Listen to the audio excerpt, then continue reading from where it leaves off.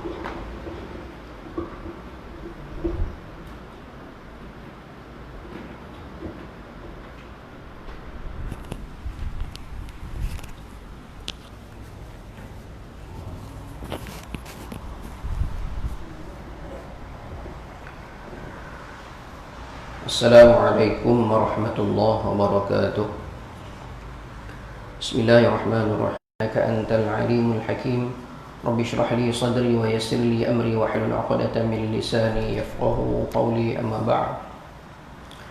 Alhamdulillah, tamanya dan selama-lamanya kita panjatkan kesyukuran kepada Allah Subhanahu wa taala. Sekali lagi pada malam ini Allah Subhanahu wa taala memberikan ruang masa untuk kita berada dalam majlis ilmu ini. Mudah-mudahan pertemuan kita diberkati dan juga diridai oleh Allah Subhanahu wa taala, insya-Allah. Kita sampai kepada surah Al-Baqarah, surah yang kedua, juzuk yang kedua. Minggu lepas kita selesai membaca ayat 177. Alhamdulillah. Dan ulasan dia kita selesai. Malam ni insya-Allah kita tengok pula ayat baru pada malam ni, iaitu ayat 178 dan 179 insya-Allah. Sebelum tu insya-Allah saya memperingati diri saya dan tuan-tuan perempuan semua. Alhamdulillah, kita akan masuk ke bulan baru, dan Nabi SAW mengingatkan kita supaya beramal di awal bulan Dzulhijjah ini adalah amalan yang amat dituntut dan juga pahala dia cukup besar. Di awal 1 hingga 10 ni, awal bulan ni kita bolehlah melakukan amalan-amalan ketaatan. Macam-macam lah kita boleh buat. Antaranya kita boleh puasa 1 sehingga 9. 1 sehingga 9 ni kita boleh puasa. Kalau lah kita tak larat nak puasa 9 hari tu, kita puasalah 8 dan juga 9. 8 dan juga 9 hari bulan. Kalau tak larat juga, kita puasa pada 9 tu, puasa hari Arafah. Diampunkan dosa setahun sebelum dan setahun selepas. Jadi 2 tahun. Jangan lupa tu. Kalau kuat, kalau larat, puasa 9 hari turut-turut. Kalau tak larat, puasa 9 pada hari 9 tu. Kan kuatlah hari tu nak puasa 6 pun tak larat kan. Ni 9 hari pula. Hari tu puasa 6 pun gagah. Yang tak larat tu gambar sebab orang lain tak puasa. Orang lain lah, orang kat luar tu tak puasa. Kita tengok orang makan tu tak, iman dia kena kuat. Yang ni 9 hari pula. Itu pun berdedeh saya kata.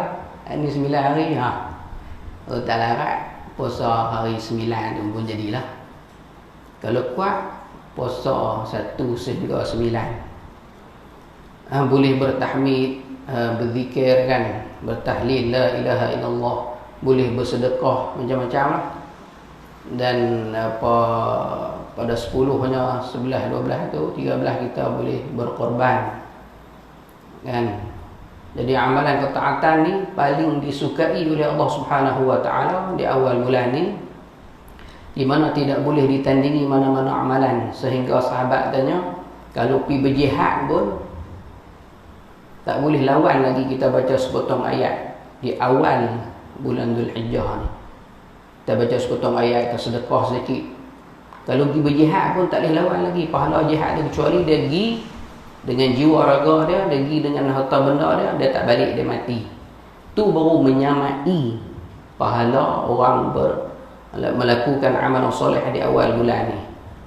Jadi cukup besar lah dia punya pahala dia tu. Kita jangan tinggal lah. Awal bulan ni Ramadan, di akhir Ramadan malam dia.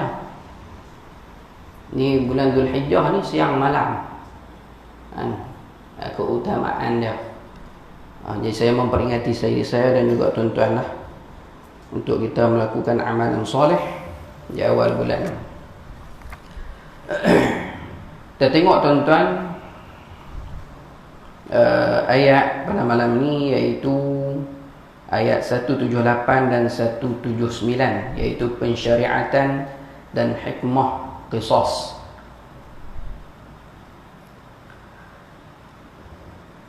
A'udzu billahi minasy syaithanir rajim.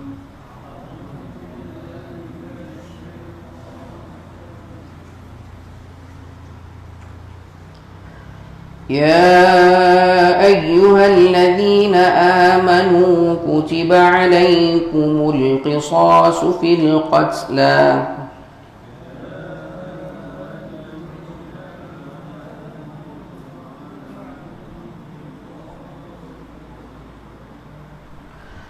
الحر بالحر والعبد بالعبد والأنثى بالأنثى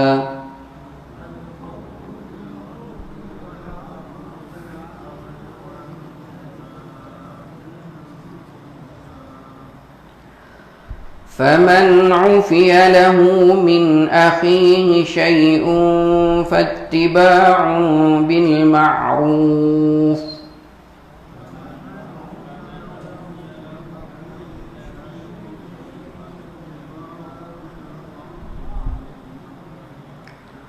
وأداء إليه بإحسان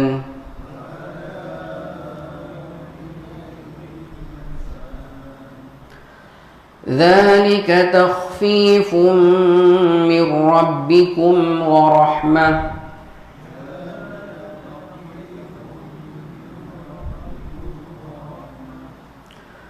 فمن اعتدى بعد ذلك فله عذاب أليم.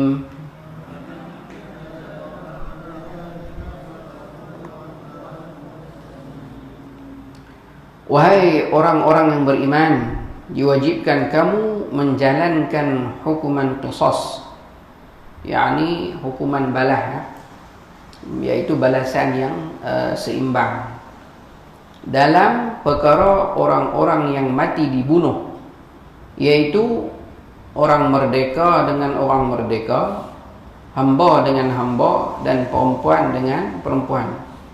Maka sesiapa, yakni pembunuh, yang dapat sebahagian keampunan dari saudaranya, yakni pihak yang terbunuh tu, maka hendaklah orang yang mengampunkan itu mengikut cara yang baik, yakni dalam menuntut ganti rugi ataupun ganti nyawa. Dan si pembunuh pula hendaklah menunaikan bayaran ganti nyawa itu dengan sebaik-baiknya. Yang demikian itu adalah suatu keringanan dari Tuhan kamu serta suatu rahmat, kemudahan. Sesudah itu, sesiapa yang melampaui batas untuk membalas dendam pula, maka baginya azab seksa yang tidak terperi sakitnya. Satu ayat lagi tuan-tuan, ayat 179. وَلَكُمْ فِي الْقِصَاصِ حَيَاةٌ يَا أُولِي الْأَلْبَابِ لَعَلَّكُمْ تَتَّقُونَ.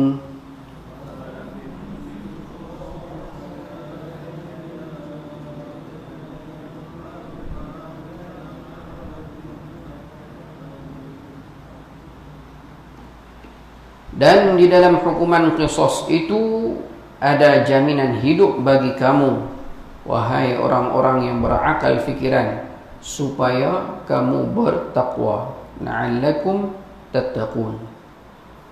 Mari kita tengok dulu iaitu sebab turun ayat ni. Dia kata terdapat dua riwayat. Kita baca satu jadi ya. Terdapat dua riwayat yang mengisahkan tentang sebab ayat 178 ini diturunkan menurut riwayat Qatadah dan Sya'bi ini dan beberapa orang tabi'in. Ayat ini diturunkan disebabkan ada di kalangan masyarakat jahiliyah yang bersikap zalim, dan akur kepada saranan syaitan. Ketika zaman itu dalam suatu perkampungan yang mempunyai kuasa dan kekuatan, apabila seorang hamba puak lain membunuh hamba puak mereka, mereka akan berkata, kami akan membunuh balas orang yang merdeka saja. Jadi dia tak seimbang. Dia kata, kalau seorang hamba puak lain membunuh puak mereka, dia ada kuasa, dia ada kekuatan, berlaku pembunuhan antara dua puak, hamba dengan hamba, tapi hak geng kuat ni dia tak mau balas bunuh hamba saja, dia nak bunuh banyak lagi. Mereka akan berkata, kami mahu membunuh balas orang yang merdeka sahaja. Tak bunuh tu hamba, tapi dia nak bunuh balas orang merdeka. Hamba ni tak ada lah tuan-tuan. Lah ni tak ada. Zaman dulu adalah hamba. Perang, kalah perang, kena apa tawan dan sebagainya, dia jadi hamba. Dan kena tebuih. Orang tebuih boleh, hamba nak tebuih diri dia pun boleh. Sebab tu ada apa hukuman dalam Islam ni, kalau tak boleh buat, dia memerdekakan hamba. Merdeka tu kita beli ya, bayar kat tuan dia, lepaslah hamba tu. Allah tak ada, nanti kita perang pula, nanti akhir zaman ni ada kalau. Jadi mereka akan berkata, kami mau membunuh balas orang yang merdeka sahaja, kerana mereka merasakan mereka lebih mulia daripada orang lain. Apabila seorang wanita puak lain membunuh wanita puak mereka pula, wanita geng lain bunuh geng lima, mereka akan berkata, kami mahu membunuh balas terhadap orang lelaki sahaja. Dia jadi tak seimbang itu. Oleh itu Allah Subhanahu wa taala menurunkan ayat ini sebagai memberitahu mereka bahawa pembalasan terhadap seorang hamba mesti dengan seorang hamba, dan seorang wanita mesti juga dengan seorang wanita. Allah melarang tindakan yang tidak adil. Justru dalam surah Al-Maidah, surah Al-Maidah pula Allah Subhanahu wa taala turun ayat lain, ayat 45. Wa katabna 'alaihim fiha anna an-nafsa bin-nafs wal-'ayna bil-'ayn wal-anfa bil-anf wal-udhuna bil-udhun was-sinna bis-sinn wal-juruha qisas. Ini dalam surah Al-Maidah. Maksudnya, dan kami telah tetapkan atas mereka di dalam kitab Taurat itu bahawa jiwa dibalas dengan jiwa, nyawa dibalas dengan nyawa, mata dibalas dengan mata, dan hidung dibalas dengan hidung, dan telinga dibalas dengan telinga, dan gigi dibalas dengan gigi, dan luka-luka hendaklah dibalas dengan seimbang. Ini dalam surah Al-Maidah. Ini sebab turun, antara riwayat yang sebut sebab turun ayat ni. Itu sebab turun dia. Mari kita tengok pula, iaitu dia punya ulasan ataupun tafsiran dia. Dia kata, sebelum kedatangan Islam, sebelum Islam mari, terdapat berbagai bentuk hukuman yang dilaksanakan sebagai bagi pesalah bunuh ni sebelum Islam datang. Law ni zaman kita duduk ni setelah Islam datang. Islam mari lama dah, tapi hukuman ni tak jalan juga. Ini dia kata sebelum Islam datang. Dilaksanakan bagi pesalah bunuh. Orang-orang Yahudi melaksanakan qisas atau bunuh balas, atau bunuh balas. Orang Kristian pula melaksanakan hukum diat atau ganti rugi. Tak sama lah.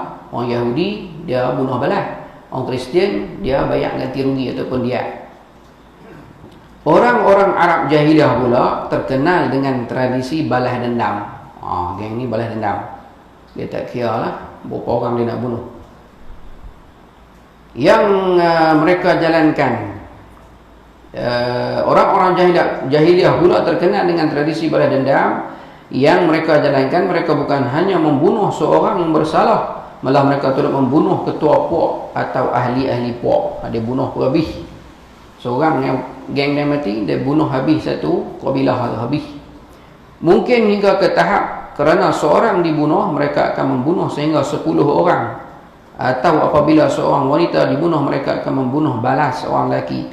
Tahu, dia kata apabila seorang hamba dibunuh, mereka akan membunuh seorang yang merdeka. Jadi ini keadaan yang ada pada masa itu. Jadi bagi melaksanakan keadilan dan kesaksamaan, apabila Islam mari, Islam melaksanakan hukuman qisas, iaitu hukuman balas yang setimpal ataupun seimbang di kedua-dua belah pihak. Hukuman ini boleh mencegah manusia daripada melakukan jenayah bunuh. Hukuman ini mampu mencegah jenayah tersebut hingga ke hari ini, dia kata. Penjara tidak mampu menghalang majoriti penjenayah. Dalam undang-undang Islam ni, dia kalau dia bunuh tak kena penjara kan. Kalau curi, dia potong tangan. Bukan senang nak potong tangan tu, dia ada syarat-syarat dia lah. Jadi tak gaduh kurung, denda, potong tangan, pancung dan sebagainya, tak gaduh nak kurung-kurung. Boleh mencegah manusia daripada melakukan jenayah bunuh. Hukuman ini mampu mencegah jenayah tersebut hingga hari ini. Dia kata penjara tidak mampu menghalang majoriti jenayah. Undang-undang yang Allah Subhanahu wa taala tetapkan merupakan undang-undang yang paling adil dan bijak dan tepat. Hak Tuhan buat ni, undang-undang yang Tuhan buat ni, dia adil, bijaksana, tepat, sesuai dengan kehendak kehidupan manusia seharian. Sebab apa? Apabila kita apabila kita beli TV, dia ada buku manual TV dia, kita boleh tengok, baca nak buat lagu mana. Beli motor, beli kereta, mesti ada buku dia. Dia mari bersama telefon kita beli.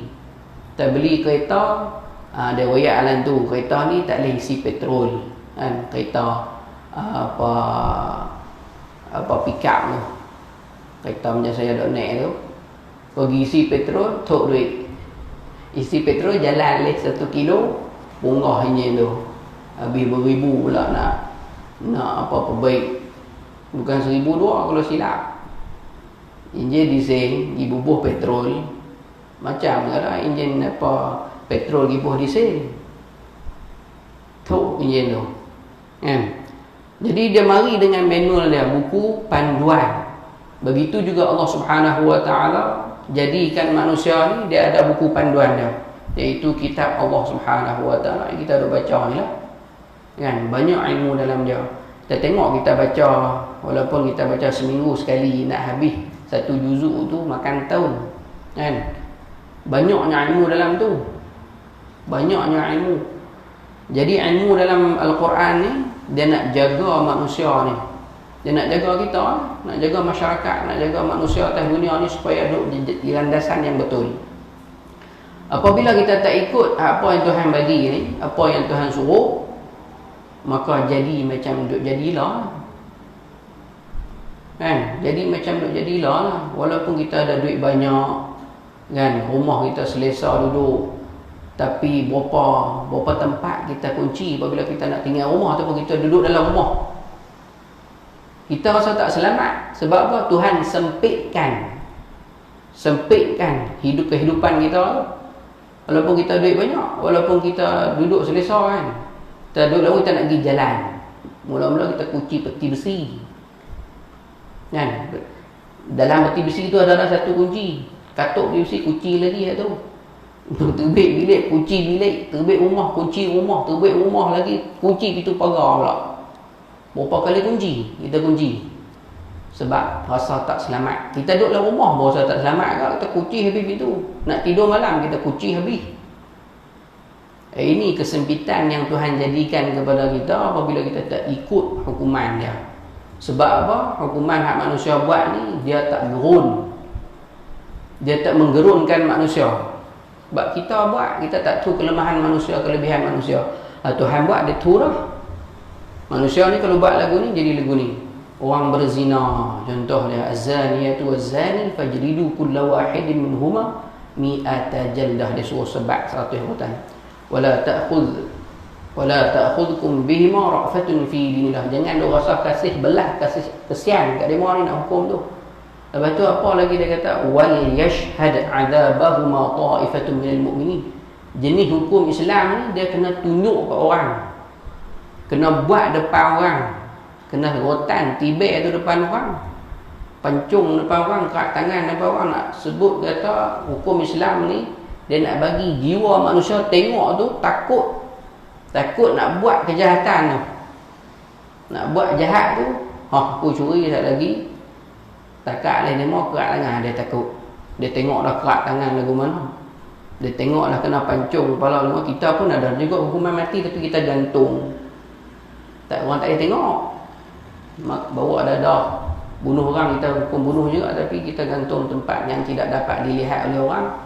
Jadi gerun tu tak ada, orang tak tengok kan. Sebab bau sakit kali, sebab meluat pecah kulit tu.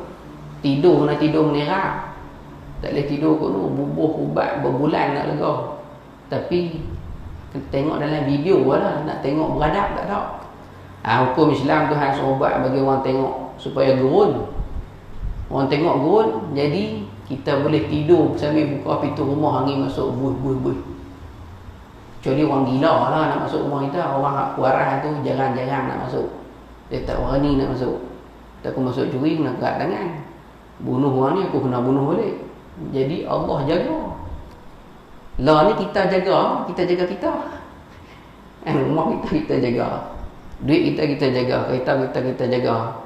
Duit lah kereta orang ambil, buh larga mutu orang ambil.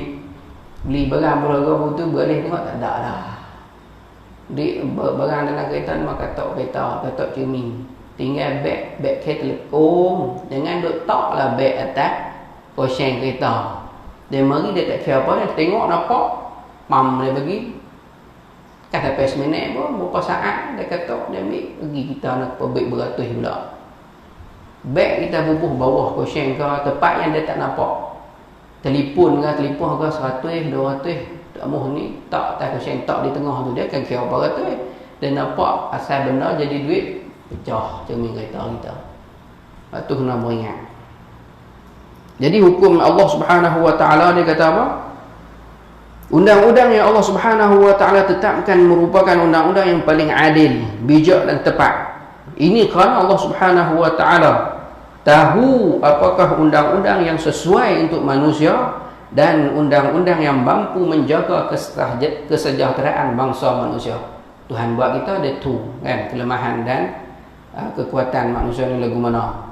Allah Subhanahu Wa Taala turut membenarkan hukuman diat yang dilaksanakan sebagai apa? Pilihan ataupun alternatif kepada qisas. Kalau tak mau hukum bunuh juga, dia boleh bayar ganti rugi. Dan ganti rugi dia memang tinggi lah kalau ikut hukum Islam ni. Kalau nak kali dengan duit lah ni mungkin 100,000, 500,000 satu kematian kan. Contoh bawa kereta, orang mabuk bawa kereta kan, belah orang Islam, tak kira lah orang kafir ke, orang Melayu ke, orang Islam ke, belah mati. Kalau kawan tu, kalau ikut undang-undang lah ni nak kena denda apa duit sangat, sikit je lah. Kalau ikut undang-undang Islam ni dia boleh banyak ganti rugi tu. Dia kira bunuh tanpa niat nak tu, kena juga. Dia bunuh juga tapi tanpa niat, tak sengaja, dia kena bayar ganti rugi juga. Kalau ikut hukum Islam, waris dia tu boleh ratus ribu, setengah juta. Kalau kali dengan duit lah ni. Ayat ini menyeru orang-orang yang beriman bahawa kamu diwajibkan melaksanakan qisas bagi kesalahan bunuh. Oleh itu adalah kamu menghukum pembunuh seperti mana dilakukan kepada mangsa yang dibunuh. Janganlah kamu bersikap tidak adil, justru bunuhlah orang merdeka dengan orang merdeka, hamba dengan hamba, wanita dengan wanita, dan seterusnya. Dia kata, tinggalkanlah amalan kejam yang kamu laksanakan selama ini. Janganlah kerana seorang merdeka dibunuh lalu kamu membalas dengan membunuh lebih daripada seorang. Janganlah kerana seorang hamba dibunuh kamu pula membunuh orang merdeka. Janganlah kerana seorang wanita dibunuh kamu membunuh seorang lelaki. Keadilan terwujud dalam melaksanakan qisas dan amalan kesesamaan. Jadi tidak boleh kerana seorang dibunuh ramai pula yang dihukum bunuh atau seorang mereka dibunuh kerana seorang hamba. Hukuman ini perlu dijalankan ke atas pembunuh. Ia tidak boleh membabitkan orang lain dalam puak pembunuh atau saudara mara atau keluarganya. Ini tak boleh bunuh tak boleh bunuh habis satu keluarga tu lah kan. Bagi penjenayah yang diberikan keampunan oleh wali mangsa, walaupun diberikan hanya untuk seorang wali mangsa. Wali mangsa adalah seorang anggota lelaki yang bergantung dengan mangsa atau mangsa merasa kehilangan dengan kematian mangsa wali dia, waris dia, jika pengampunan itu memabitkan perubahan hukuman daripada qisas kepada dia, pada apa kena bayar ganti rugi ni, mereka akan memberi pengampunan atau sebagainya, perlu menuntut diat tersebut dengan cara baik, bukan dengan cara kekerasan.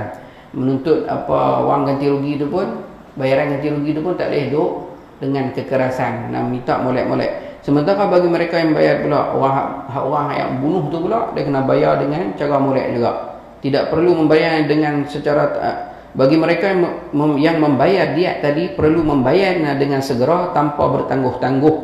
Tak boleh bertangguh. Namun demikian, hukuman diat ini juga boleh dikecualikan. Boleh qisas, boleh diat, boleh dikecualikan lagi. Apa dia? Ini berdasarkan firman Allah Subhanahu wa taala, wa diyatun musallamatun ila ahlihi illa an yasaddaqu. Dalam surah An-Nisa ayat 92. Yakni serta membayar diat, yakni denda ganti nyawa yang diserahkan kepada ahlinya, keluarga semati kecuali ia, ya, ataupun jika mereka mensedekahkan. Dia tak mau. Wali itu tak mau, dia sedekah lah. Dia bagi pengampunan. Pengampunan yang diberikan kepada pembunuh sama ada hukuman bertukar kepada dia, atau diampunkan termasuk tidak dikenakan dia, sebenarnya merupakan suatu keringanan yang diberikan oleh Tuhan kamu. Ini jalan terbaik, jalan keluar daripada masalah tu. Tuhan bagi keringanan lagi sebagai suatu rahmat untuk kamu. Apakah ada rahmat yang lebih besar selain diberikan peluang untuk terus hidup? Maksud kata orang bunuh tu lah, kalau waris dia tak minta ganti rugi ataupun dia maafkan saja, maksud kata dia tak dihukum bunuh, tidak dibalas dengan bunuh. Apalagi yang dia dapat, maksud kata boleh nyawa sekali lagi lah, patut dia kena bunuh dah. Ini Islam bagi jalan keluar kepada masalah ni. Dia kata lagi, saya kerak-kerak ni tuan-tuan, tujuan hukuman qisas, tujuan dia, hukuman qisas ini membantu mewujudkan suasana yang aman dalam masyarakat, juga berupaya mencegah, yang pertama sekali dia menjadikan masyarakat kita aman. Yang keduanya mencegah penjenayah dan menghindarkan sebarang bentuk ancaman. Itu yang kedua. Di samping itu yang mampu mengurangkan kadar jenayah ni, yang ketiga, mengurangkan jenayah bunuh. Apabila ada kisah ni, orang nak bunuh orang, boleh fikir, aku bunuh dia, sekali lagi aku kena bunuh pula. Ini kerana dia kata penjenayah yang sedar, dia akan dibunuh jika dia membunuh orang lain, pasti tidak akan membunuh. Jadi hukuman ini mampu memelihara kedua-dua nyawa. Kawan nak bunuh tu pun nyawa dia selamat, kawan yang nak dibunuh tu pun dia pun tak terbunuh. Sebab apa? Gerun dengan qisas ni. Jadi selamat dua-dua nyawa. Nyawa penjenayah dan nyawa mangsa, malah hukuman qisas turut berupaya untuk mengelak merebaknya peruntuhan darah dengan mengawal jenayah ini dalam ruang sekecil mungkin. Hak tadi ni dah, hak zaman jahiliah tadi ni, hak bunuh lebih tu. Hukuman ini mampu mengurangkan kemarahan wali mangsa dan menghilangkan perasaan balas dendam mereka. Dan menghilangkan rasa apa? Rasa dendam, rasa nak marah tu apabila ahli keluarga dia kena bunuh. Kalau dia tak puas hati, aku nak bunuh juga kawan ni, dia boleh bunuh, dia boleh hukum bunuh. Tapi bukan dia bunuh, apa pemerintah lah, dia tak boleh hukum bunuh diri dia. Menurut Ibn Kathir, firman Allah Subhanahu wa taala berarti menetapkan hukuman qisas. Hukuman ini mampu mengurangkan wali mangsa dan menghilangkan perasaan balas dendam mereka. Menurut Ibn Kathir, firman Allah Subhanahu wa taala ini berarti menetapkan hukuman qisas kepada kamu merupakan suatu hikmah yang amat besar, kerana hukuman ini mengekalkan dan memelihara nyawa. Sebabnya dia kata apabila pembunuh mengetahui akan dibunuh, sudah tentu ia tidak akan melakukannya. Hal ini menyelamatkan nyawa manusia. Ini Imam Ibn Kathir kata. Dia kata orang menghargai nilai nyawa dan memahami rahsia di sebalik pelaksanaan hukum qisas serta kebaikan yang diberi kesan pelaksanaan hukum ini adalah orang yang berakal. Orang ada akal, orang tak ada akal ni, dia marah tu sebab apa? Dia nak bunuh tu, kalau dia berniat tu, maksud kata dia hilang kewarasannya dah. Dia tak nampak apa dah, dia kira nak, dia marah, syaitan menguasai dia. Tu dia tak nampak, dia jadi tak ada akal masa tu. Tidak, kalau dia ada akal masa tu, dia takkan bunuh orang. Kecuali orang gila ataupun bunuh tanpa niat. Mereka memahami hikmah di sebalik pelaksanaan hukum qisas dan hukuman-hukuman syar'i lain secara mendalam. Sekiranya orang yang berakal memahami bahawa hukuman qisas boleh memelihara nyawa manusia dan masyarakat mengelak diri daripada terbabit dalam jenis bunuh, mereka akan mengelak pembunuhan dan selamat daripada qisas. Jadi dia kata la'allakum tattaqun tu ayat 179 yang berarti apabila kamu mengelak pembunuhan, nescaya kamu akan selamat dari dibunuh balas, kerana manusia yang berakal pasti menjaga nyawanya dan menghindari perasaan hukum qisas. Tu dia ada lagi dia punya ni dia huraian dia, kita baca dah tu, tengok pedoman hidup dan hukum hakam. Dia kata keistimewaan syariat Islam ialah kerana ia menggabungkan undang-undang qisas yang pernah dilaksanakan oleh Bani Israel ini dalam Taurat, kita sebut awal tadi ni, dan undang-undang diat yang pernah dilaksanakan oleh orang Al-Masih, orang Kristian bagi jenayah membunuh. Dia gabungkan qisas ni. Islam mari, Nabi Muhammad mari, dia menggabungkan hak orang Yahudi buat dengan hak orang Nasrani buat, hak orang Yahudi dan orang Kristian buat. Orang Yahudi dia buat qisas, orang Kristian dia pakai bayar ganti rugi. Jadi dia menggabungkan dua-dua ni. Malah Islam membenarkan pilihan dibuat antara qisas ataupun diat, atau ada lagi yang kita sebut tadi ni, iaitu pengampunan mutlak. Bunuh balas pun tak mau, duit pun dia tak mau, kan, bayaran ganti rugi pun tak mau, dia bagi pengampunan kepada pembunuh. Bahkan dalam banyak ayat Al-Quran Islam menggalakkan kepada pengampunan. Ini betapa rahmatnya, kasihan belahnya Islam ni. Iaitu antaranya dalam 237 ni, wa an ta'fu aqrabu littaqwa, dan perbuatan kamu bermaaf-maafan halal menghalalkan itu lebih hampir kepada takwa. Itu juga dalam surah Al-Isra ayat 33, wa man qutila mazluman faqad ja'alna li waliyhi sultanan fala yusrif fil qatl innahu kana mansura. Dan sesiapa yang dibunuh secara zalim, maka sesungguhnya kami telah menjadikan warisnya berkuasa menuntut balas. Waris dia boleh tuntut balas. Dalam pada itu dia kata janganlah ia melampau dalam menuntut balas bunuh itu, kerana sesungguhnya ia adalah mendapat sepenuh-penuh pertolongan menurut hukum syarak. Dan lagi ayat surah Baqarah ayat 78 ni, faman ufiya lahu min akhihi, dia baca tadi, maka siapa pembunuh yang dapat sebagian keampunan dari keluarga saudaranya, pihak yang membunuh itu. Maksud kata Islam menganjurkan kepada pengampunan. Dia kata lagi ayat ini mengingatkan orang beriman tentang hubungan persaudaraan yang mengajak mereka supaya memberi pengampunan dan membuang segala perasaan marah dan dendam dalam diri mereka. Dengan itu dia kata mereka akan merasa belas terhadap saudara mereka, membuang segala dendam dan akhirnya memberi keampunan. Namun dia kata jika wali mangsa mahu meneruskan hukuman qisas, jika wali mangsa mahu meneruskan hukuman qisas ni,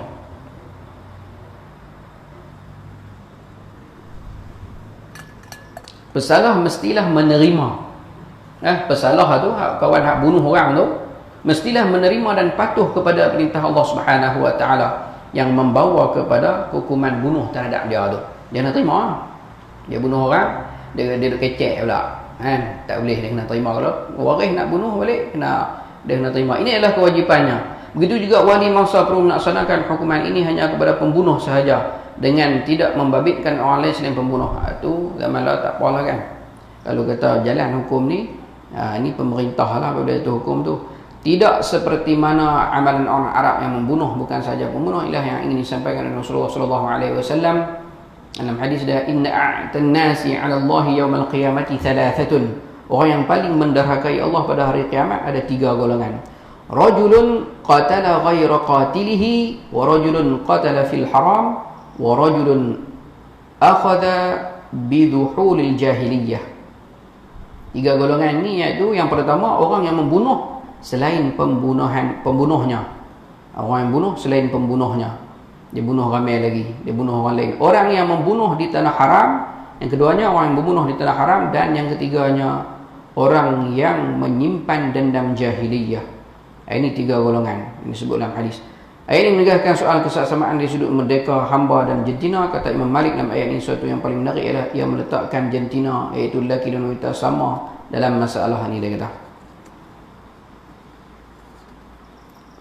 Dan nak balas dendam, nak balas balik hukuman ni, disebut kata apa? Tak boleh sewenang-wenangnya waris tu ambil sendiri, dia kena apa pihak pemerintah kan yang menjalankan hukuman ini. Beberapa masalah fiqh dia kata, qisah dan lain-lain. Kita baca satu dia dah banyak. Kita sambung minggu depan insya-Allah. Ada beberapa masalah fiqh yang dapat dibincangkan di sini, iaitu dia kata hukuman mati ke atas orang merdeka kerana membunuh hamba, dan hukuman mati ke atas orang muslim kerana membunuh kafir, orang kafir. Orang Islam bunuh orang kafir lagu mana? Para fuqaha berbeza pendapat dalam kedua masalah ini, iaitu hukuman mati ke atas orang merdeka yang membunuh hamba, dan orang Islam yang membunuh orang kafir, kafir dhimmi. Kebanyakan ulama meletakkan persamaan status mereka. Kafir dhimmi ni kafir yang ada perjanjian, dan apa kerajaan Islam apa menjaga dia punya masalah kemaslahatan dia tu. Ni kafir dhimmi. Banyaklah kafir ni, kafir muahad, kafir dhimmi, kafir apa harbi. Kebanyakan ulama meletakkan persamaan status merdeka dan agama antara pembunuh dan mangsa sebagai syarat. Ni kebanyakan ulama, dia kena sama status tu. Ini bermakna dia kata seorang Islam tidak boleh dijatuhkan hukuman mati kerana membunuh orang kafir. Maksud dia lagu tu. Begitu juga orang merdeka yang membunuh hamba, tak boleh jatuh hukum juga. Kebanyakan ulama, tapi ada juga ulama berbeza pendapat, antaranya iaitu Imam Hanafi. Sementara mazhab Hanafi tidak menjadikan persamaan status merdeka dan agama sebagai syarat.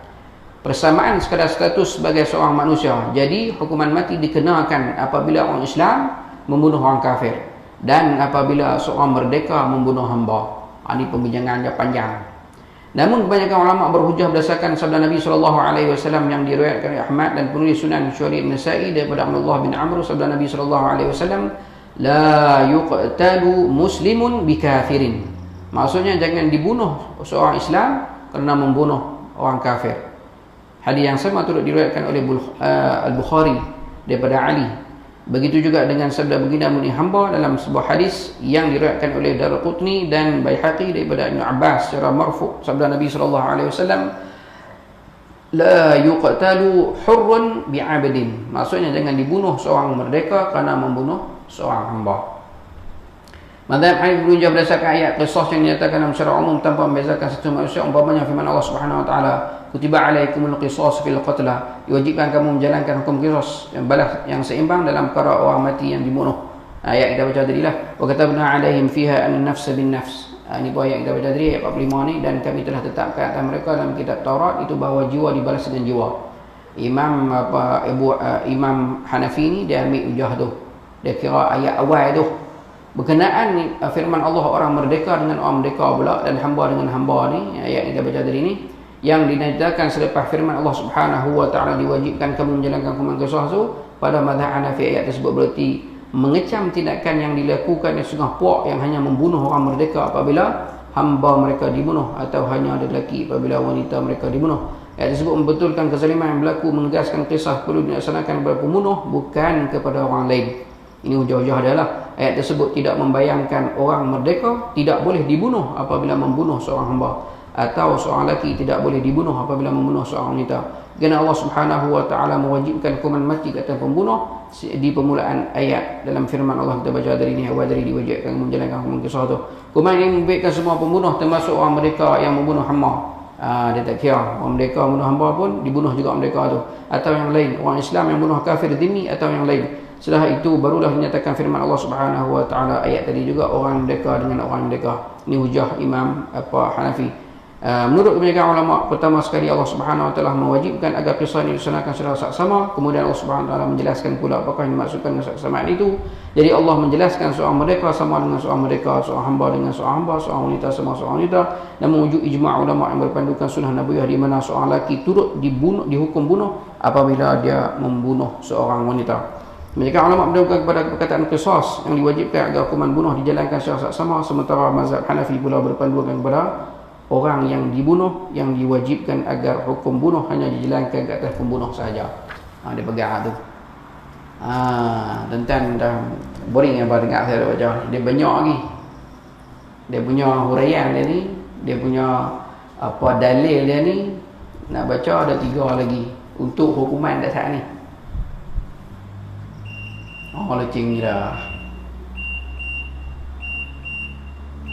InsyaAllah nanti kita sambung lagi hukuman mati ke atas lelaki yang membunuh wanita, hukuman mati ke atas bapa yang bunuh anak, hukuman mati ke atas sekumpulan yang membunuh seorang. Ramai bunuh seorang, boleh bunuh seorang dalam kumpulan tu kan nak bunuh semua. Jadi hukum dia, adakah tuntutan dan bayaran dengan cara yang baik itu wajib atau sunat? Apakah wanita boleh memberikan ampunan? Tadi kita sebut kata waris kan. Allah Subhanahu wa taala alam bisawab. Insya-Allah kita sambung minggu depan jika diberikan keizinan oleh Allah Subhanahu wa taala, insya-Allah. Subhanakallah wa bihamdika asyhadu an la ilaha illa anta astaghfiruka wa atubu ilaik. Bismillahirrahmanirrahim. Bismillahirrahmanirrahim. Alhamdulillah alamin. Wassalatu wassalamu ala asyrafil anbiya'i wal mursalin wa ala alihi wa sahbihi ajma'in. اللهم اجعل جمعنا جمعا مرحوما وتفرقنا من بعده تفرقا معصوما ولا تجعل لهم فينا ولا معنا ولا من يسبع ولا شقيا ولا مطرودا ولا محروما. اللهم اهدنا بهداك واجعلنا ممن يسارع في رضاك ولا تولنا وليا سواك ولا تجعلنا ممن خالف امرك وعصاك. وحسبنا الله ونعم الوكيل ولا حول ولا قوة الا بالله العلي العظيم. وصلى الله على محمد وعلى اله وصحبه وسلم. الحمد لله رب العالمين.